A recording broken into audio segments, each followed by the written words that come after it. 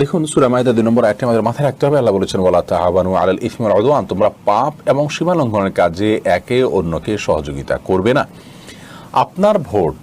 যাকে দিচ্ছেন সেই লোক ভোট পেয়ে বিভিন্ন অপকর্ম করবে, এটি যদি সুনিশ্চিত হয়, আপনি জানেন, তাহলে জেনে শুনে সেরকম লোককে ভোট দেওয়া আপনার জন্য জায়েজ নয়। আর যদি এমন হয় যে লোকটি নানাভাবে নিজে ভালো হয়ে গেছেন সেটি জানিয়েছেন,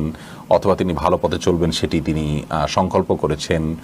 তাহলে তার প্রতি সুধারণার বশে আপনি যদি তার কথা বিশ্বাস করে ভোট দেন তিনি ভালো কিছু করবেন, তাহলে সেক্ষেত্রে আপনি গুনাহগার হবেন না ইনশাআল্লাহ বিইذনিল্লাহ। অথবা একজন মানুষ ভোট দেওয়ার সময় তিনি আসলে এরকম খারাপ, আপনি জানতেন না, পরবর্তীতে তার খারাপ গুণগুলো প্রকাশ পেয়েছে, তার আসল রূপ প্রকাশ পেয়েছে, সেক্ষেত্রেও আপনি গুনাহগার হবেন না ইনশাআল্লাহ। কিন্তু জেনে শুনে দলীয় টান অথবা কোনো বিশেষ দলের প্রতি অন্ধভক্তির জায়গা থেকে কিংবা কোনো ব্যক্তির প্রতি